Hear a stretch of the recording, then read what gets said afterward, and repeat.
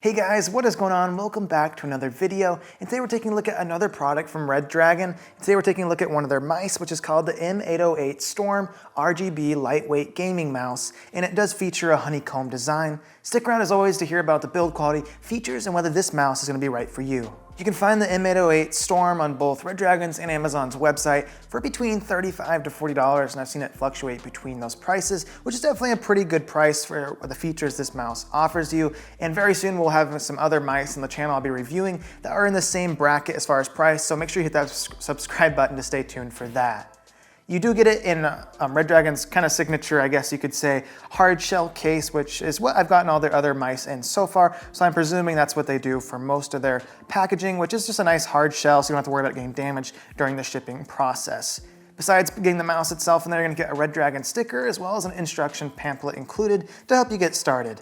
The cable was really bent at the stress relief point in the box, but it came out without any kinks, and also the mouse works fine, so there wasn't any damage to the internal wiring in it. Just wanted to point it out that it looked like a weird how they had it bent over the box, but it actually was just completely fine.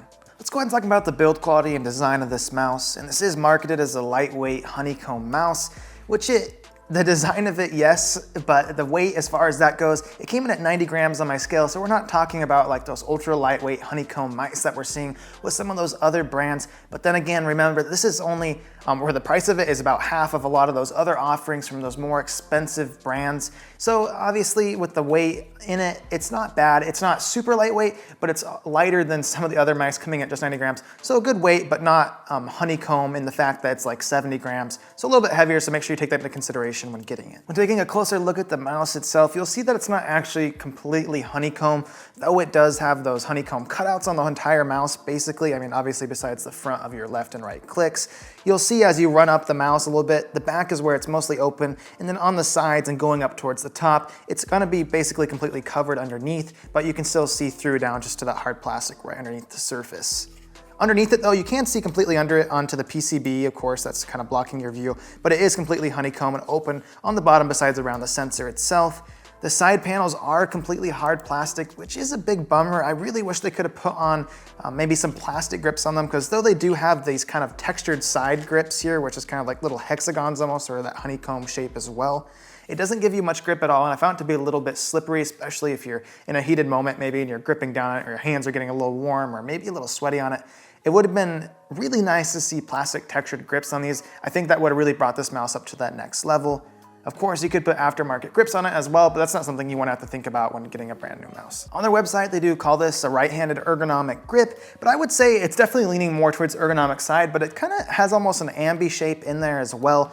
It's definitely unique from any other mouse or mice shapes I've tried before. It definitely feels different. If I had to compare it to something, which isn't very similar to this, but if I just had to, the Logitech G203, which I did use recently, it was really flat. I kind of get that same feeling from this. It's very flat, and the hump does drop off in the back there, though. It doesn't come up and like fill up the back of your palm, at least for me. With a little bit bigger hands, it's basically only gonna be used in a claw grip or a fingertip grip for me. I can get into a palm, but it's just a little uncomfortable with how far I have to have my wrist or my palm back on my mouse pad, which causes a lot of drag.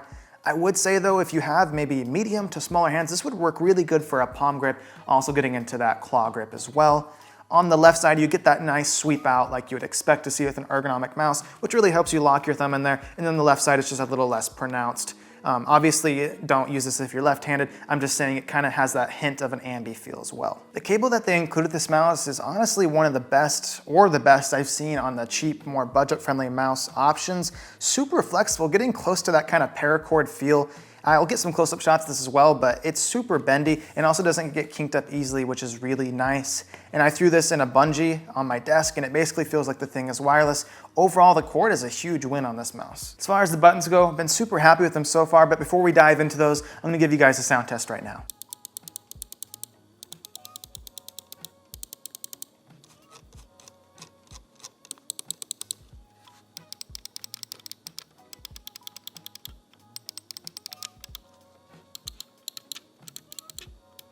As you guys can hear from that sound test, very clicky, nice tactile feel to them, and really responsive and no issues with the clicks so far. Very minimal pre or post travel on both the left and right click, which is really nice to see, especially on a more cheap budget-friendly mouse like this. Absolutely like no side-to-side play, which is really nice because it gives it that really solid feeling. And the grooves get your fingers in there nicely too, so you can really get sunken into that and get a nice grip on it. As far as the side buttons go, there's definitely a lot more play in those, and they feel a little bit loose, and I'll try to get some close-up shots of that. It was nothing that bothered me super bad just for daily use or for gaming, but something to take into consideration. Like when you actually look at it and focus on it, you can tell a lot more, but just normally using it wasn't that bad. The scroll wheel, super smooth. It definitely doesn't have those like really big tactile bumps, so if you're someone that really likes that in a scroll wheel, you're not gonna get that here. Really smooth and free rolling, low profile too, so it doesn't stick up a whole bunch, which is nice. The click in feels nice, get a really nice tactile click from that as well.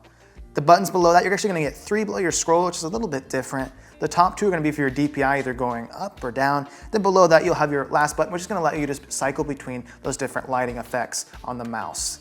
Then finally, the last button you get is on the bottom. That's your profile mode switch button, which will allow you to switch between those profiles and their software. And I have to be honest, I couldn't even get the software to download. I don't know what was wrong with it. I tried multiple different times. One thing I never understood with Redragon is why they can't just have one universal software that all their devices will work in, because you have to download the individual software for each of their devices, which is unfortunate and annoying. I wish that they could have it like that. I'm not sure if it's a limitation on their end or how they make the devices themselves. It would be really nice to see that. So the software I'm not able to use, but then again, it doesn't really bother me that bad because I get basically all the functions I would want to use on the mouse itself. Going on to the bottom of the mouse, you get one kind of wraparound skate in the back as well as one that crosses in the front. So far providing decent glide. I mean, they're not the best in the world. I'm presuming it's a Teflon material, although I couldn't find a specific claim on their website to what it is. For the sensor, they're using a Pixart 3327 sensor, which gives you a DPI range of all the way up to 12,400. So good range there, should be more than enough to accommodate most people's needs. I don't think many people actually play at that high of a DPI anyways. So far though, spot on for me. Like I say with a lot of mice these days, you're gonna be hard pressed to find a sensor that's not gonna work good. With all these new gaming mice sensors, and Pixar is known for making good sensors in the first place, you're gonna have a hard time finding a sensor that's not gonna work good for you. So far for me, daily productivity use to gaming, been spot on. Overall, I feel Redragon did do a good job with this mouse. I feel like they might have just hopped on that Honeycomb trend because obviously this is not lightweight as some of those other offerings, but then again, the price point being about half of what those cost, you can't expect it to be quite as light as those. Still 90 grams, that's pretty good for me. It doesn't bother me. Anything between like 70 up to 100 is all good for me. I like a little weight behind my mice anyways, so I can actually tell I'm moving it, unlike some of those light ones that just feel like they're gliding on air. I think this mouse is gonna be good for someone that either likes claw grip or maybe a fingertip grip if they have larger hands, or if you have medium to small hands, I think this would be really good for a palm to a claw grip as well. Obviously, if you want that aesthetic, that's gonna give it to you, and if you don't wanna pay that premium that some of those other price brands or those brands require, then you can get that for about half with this. Overall, if you're thinking about getting it, I would recommend it. I do think it's a good pickup for the price they're asking. Thank you guys so much for watching. If you did find any value in this video or informative to you, please do hit that like button and do consider subscribing for more content just like this in the very near future. And as always, I'll see you guys in the next one.